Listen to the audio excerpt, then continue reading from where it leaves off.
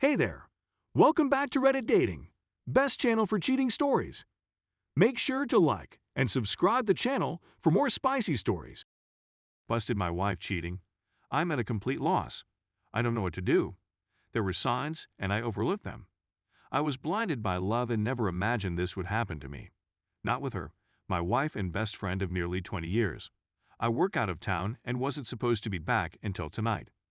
We were supposed to leave for a 2-week road trip tomorrow. Things were slow at work, so I came home yesterday afternoon. This trip was to give us a little alone time since we'd been so busy with family and friends this summer. When I got home, there was a truck in my driveway that I didn't recognize. My neighbor just recently asked me how I liked the new truck, but I thought he was mistaken and didn't think much of it. As soon as I could see the truck, I got a terrible gut feeling. I love my wife and trusted her completely, but that feeling was there and strong. I snuck around the side of the house to our bedroom window. It was open and I could hear them as I got close. I looked in the window and my worst fear was confirmed. They were right there, completely naked, on my bed. I walked away. I have been fighting the urge to do something that I know I will regret. I'm struggling to care what happens to me at this point. I went to my family's cabin for the night and drank everything there.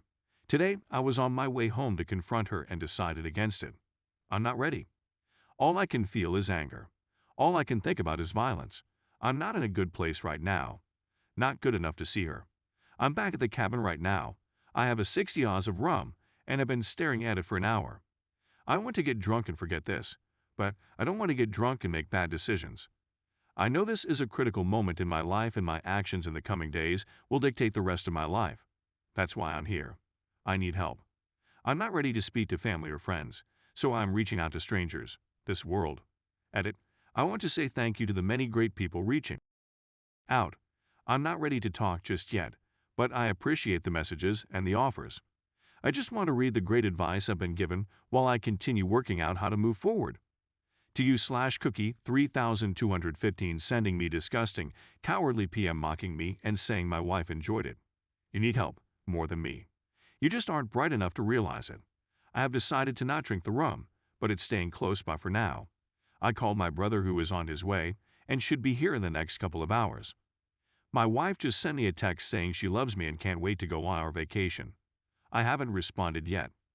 I'm a little calmer after writing this. Listening to the great comments and private messages, and briefly speaking to my brother has been helping. To the person who sent me the link to the suicide line, thank you. I am not suicidal, just not caring to the point of being probably too reckless. Once again, thank you to almost everyone. Update. The amount of support and advice I've received is unbelievable. I actually got choked up just realizing how many great people there are out there willing to help a stranger. It gives me a bit of hope for the world at a moment when I needed it most. The downside to all of this support is that I am struggling to respond to people. I have over 600 private messages unread and several hundred comments unread. I want to say thank you to everyone individually, and I am going to make an effort to do that. But it won't be quick, so I will just start by giving a big thank you to everyone for your kind messages and helpful advice. It really means a lot to me. I have noticed several comments and questions that keep popping up and wanted to provide clarity in addition to my minor update. If you can't tell, I am feeling a lot better today. That pain almost completely went away. I still feel like I've been punched in the gut, but otherwise I have begun looking to the future. It has been 2 days, so this doesn't seem right to me. Is this a calm before the storm, or am I just freakishly resilient as for the questions and comments I've received? Here are some cliff notes to clarify some things. When I said wife and best friend, I was referring to the 2 roles my wife played in my life. The other guy was not my best friend, or even someone I knew. I didn't get a great look at him, but from the quick glance and seeing his vehicle, I don't feel like this is someone I know. We do not have kids. We were planning to have them soon though. We recently sold our house and were set to move closer to my job in September when the new owners take possession. I'm going to thank my neighbor, but I am going to do it subtly like he did for me. A lot of people have been asking me about the signs I mentioned overlooking. Off the top of my head, here are a few. Is texting abnormally late at night. Went for after-work drinks with friends regularly. This was not like her, but I was glad that she was being social. She had yoga once a week but was apparently not paying because one of her coworkers was the instructor, and she was helping with setup and cleanup. I also thought she was very inflexible for someone who went to yoga. Unknown caller hangups. We regularly answer each other's phones if we are closer to it. Several times, she had an unknown caller who would hang up as soon as I answered. We get a lot of spam calls, but usually it's a telemarketer or a debt collector looking for the previous owner of the number. Rarely it's a hang-up. The update is a work in progress. When my brother arrived, we had a good long talk. He has been my true best friend, and I realized I need to always remember that and know that he will always be there for me without judgment the same way I would be for him. He really sets the standard for what a true friendship is, even if we fight on occasion. Since I was supposed to be home last night, I decided to respond to my wife's text. We aren't allowed to have phones on site, so it was reasonable for me to only be texting her. She knows it's easy for me to sneak in some texts. I wrote her and said I needed to go to one of my company's remote sites and wouldn't be able to call her until the end of the weekend. I told her that I would cancel all of the reservations and rebook later. She said she could take her best friend with her this weekend to the romantic bed and breakfast on a vineyard that I booked. I knew it wasn't the best friend she wanted me to think would be going. I told her that I already gave it to my brother and his wife, since it was non-refundable, and they would pay me back in a month. This morning I canceled all of the reservations except the romantic one. My brother is coming with me. Fortunately, the hotel let us switch from the honeymoon suite to a room with 2 beds. There also happens to be a really nice lake and boat rentals nearby, so this just turned into a long overdue fishing trip with my brother. This means I am free for the weekend. I don't have to write her or talk to her for a few days, so that relieves some stress and gives me more time to think.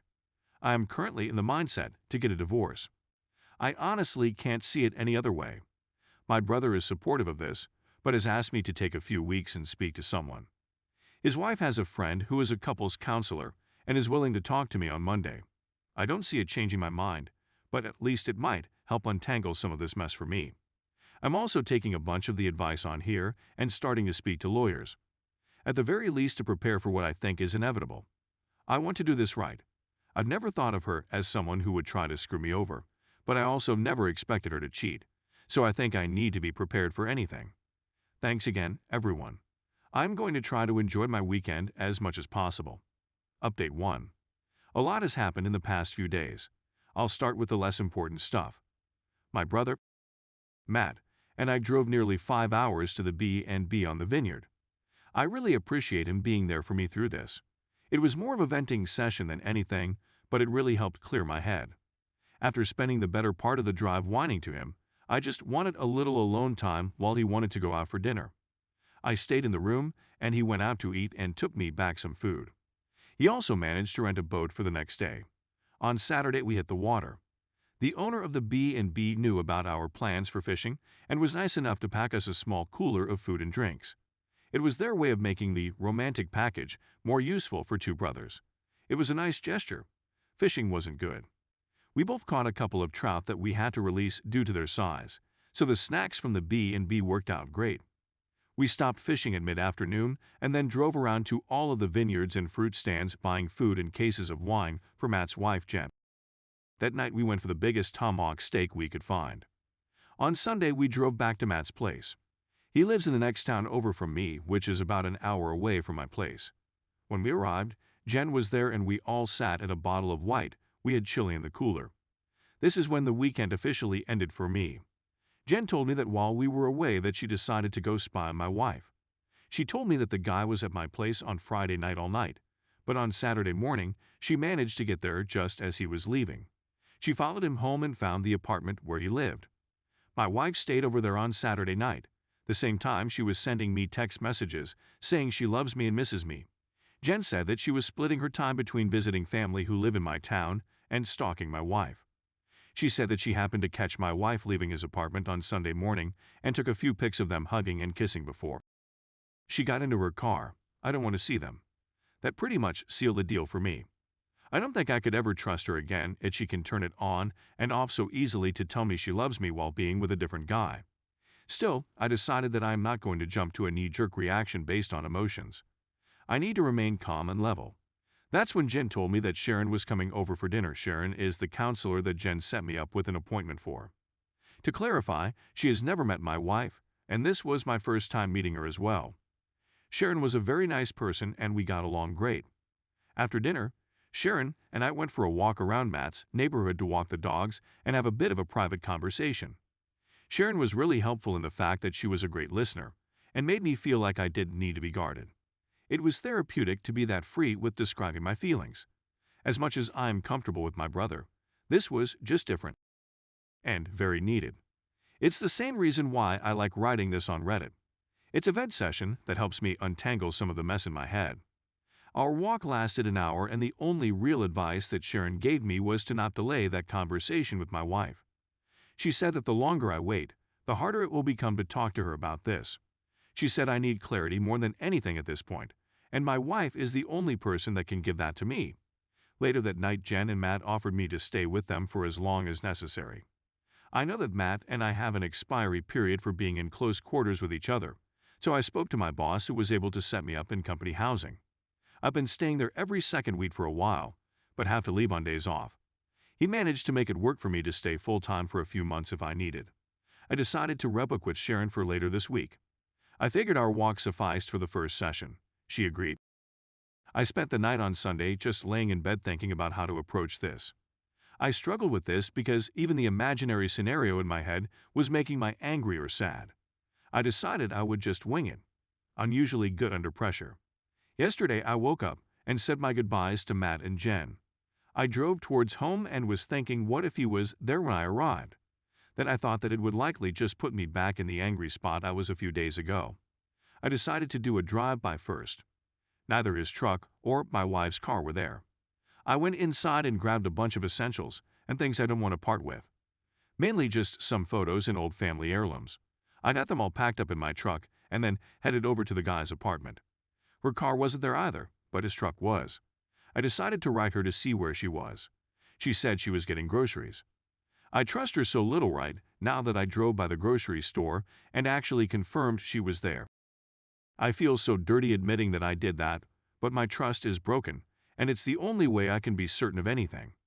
I wrote her again and told her to just come home because we need to talk. She wrote back, "What's wrong?" I just responded and said she needs to be ready to be honest, and then turned my phone off. She got home 15 minutes later.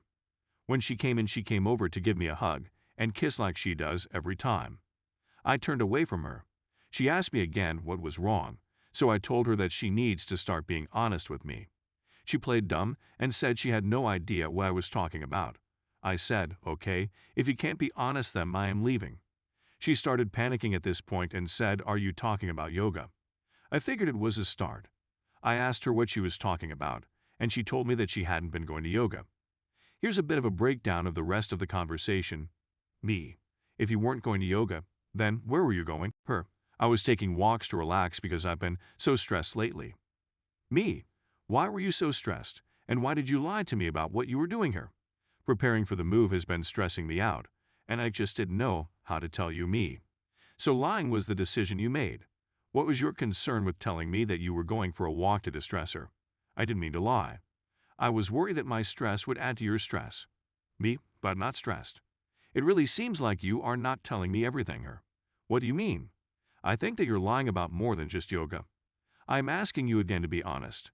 You've already lied to me, so this can't work if you keep lying. Her: "I don't know what else to say." Oh, are you talking about last weekend when I went for drinks with some friends and came home late? I had a feeling that bothered you. I had no clue that she went for drinks or was out late. I was at work a couple hours away. Me: "Is that what you actually did that night, or was that a lie as well?" Her: "I went for drinks that night, but I didn't see her best friend, who she supposedly was with that night." Me: "Who did you see her?" "No one. I just drank alone." Me: "You drink alone over?"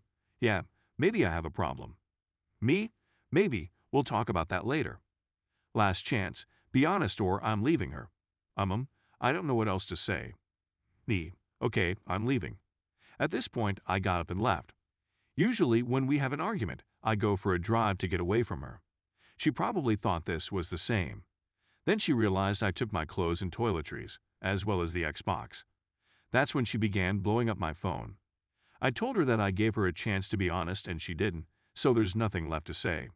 She begged and pleaded with me to come home to talk about this in person. She said she had no idea why I was so upset or what I think she did. She repeated that she loved me and would never hurt me.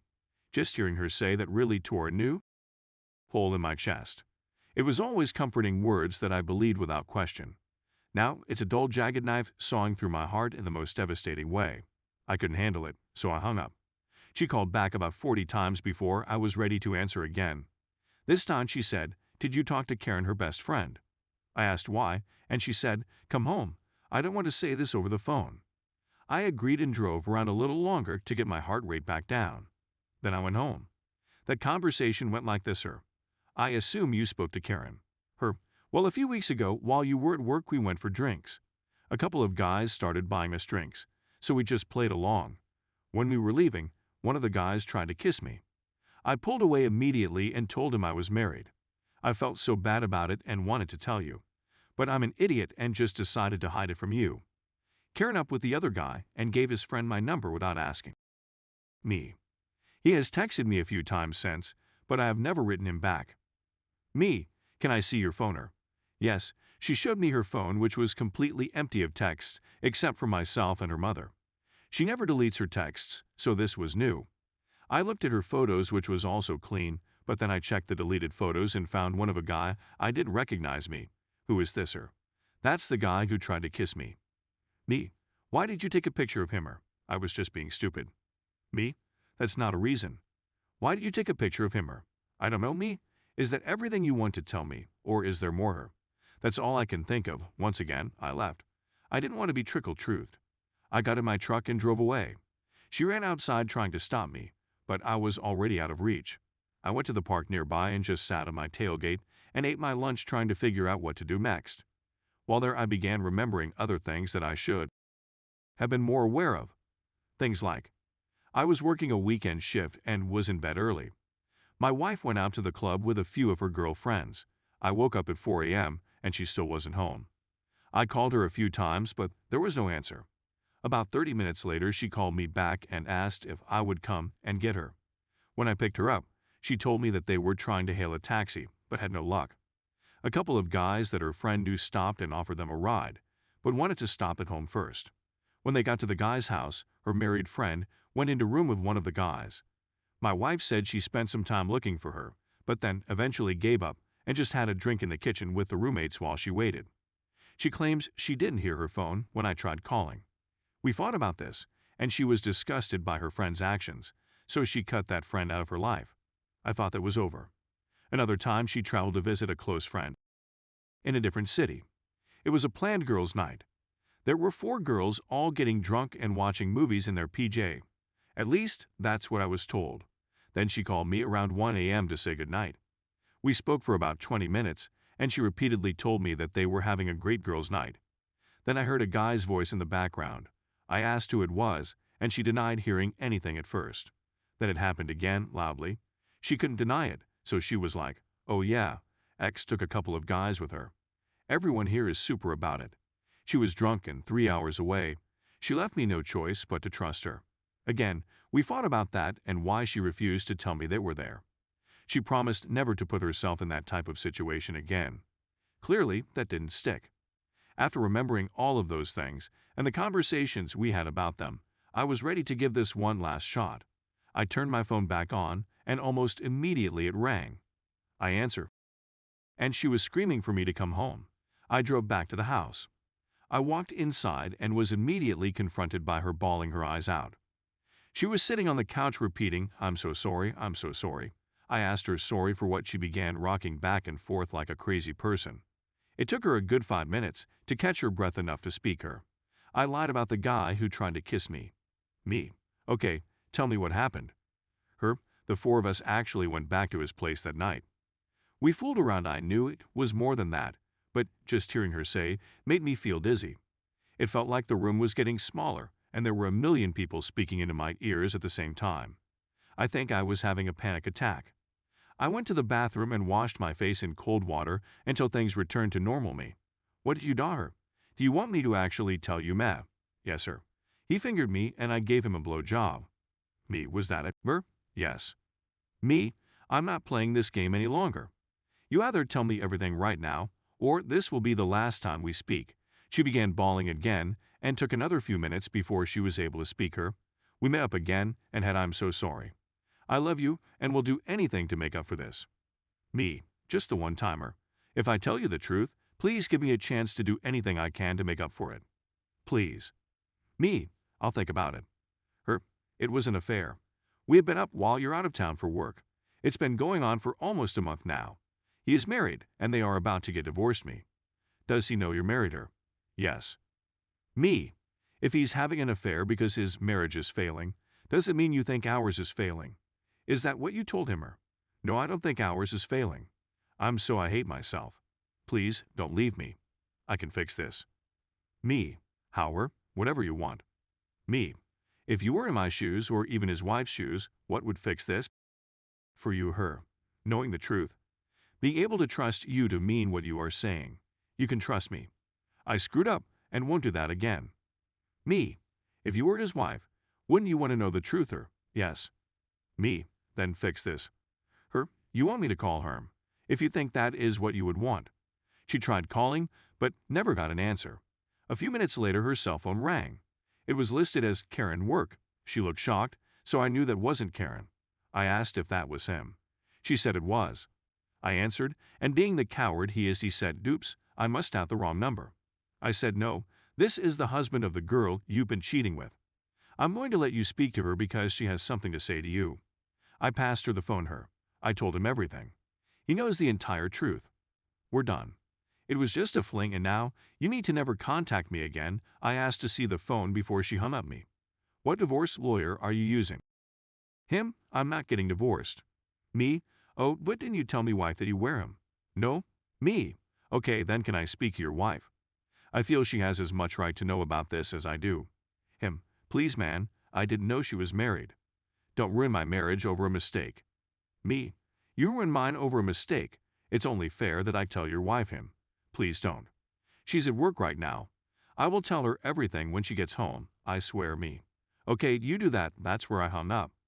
I asked my wife if she knew where his wife worked in her name. She did. I had my wife call over and asked for her at work. She did get her on the phone and told her to take a seat. This woman said she was just getting ready to leave for the day and she would call my wife back from her car. She did. His wife. What's going on, me wife? I have something terrible to tell you and I don't want to cause any accidents. Please don't drive. His wife. OMG, did something happen to his name? My wife. No. He's at your apartment right now. I am just letting you know that we have been having an affair for a month now. I'm coming clean to my husband right now and thought you should be given the same respect. She went silent for about a minute, then said, "If this is some sick joke, I will find out who you are." Then she hung up. Not even 10 minutes later, my wife got a text from Karen Work saying, "Thanks, you just ruined my life." I grabbed the phone and wrote back, "You just ruined 4 lives and 2 marriages. Don't forget that this was your fault, you piece of." For the next hour, my wife begged and pleaded with me to stay with her. She offered counseling, she offered to never leave my side, she even offered me favors. This was everything that I expected thanks to the comments in here. She then said we should go on that vacation, her treat. We need time away was her reason. We need to spend some quality time together because my work schedule has been pushing us apart lately. Also exactly what I expected her to say. She wasn't expecting me to tell her that I went anyway. She also wasn't expecting me to tell her that I already have counseling booked for myself. She definitely wasn't expecting me to tell her that I busted her on my very own bed. I could only imagine she didn't expect me to have a place already lined up to stay. When I told her all of that, she fell to the floor bawling. She started saying how she doesn't deserve to live. She told me I should just kill her right now because she's too terrible to be with anyone. It went on like that for a while. I stayed for a total of 4 hours listening to her make excuses, then try to hug me or cuddle me or even blow me if I would just stay and work through this with her. In the end, I called Karen and told her that her cheating friend is suicidal and that she should come keep an eye on her. Then I left. It's been almost a full day since that went down and I haven't spoken to her since. She has been calling and texting me all day. Her friends and family have been calling and texting me all day. Everyone has a different excuse or a different plea for empathy. Her father is the only one who wrote me and told me that I need to do what is best for me and that he will always love me like a son no matter what happens. Reading that was what made me have a good cry for the first time since all of this began. Meet with Sharon, my counselor, tomorrow and a lawyer on Thursday. I think I know where this is going, but until it happens, I am just not sure about anything. I'm sorry for the overly long-winded story. It just helps to vent in this way. Again, I really appreciate all of the comments and messages. The people sharing their own stories like this are really helping me feel less broken and giving me more hope.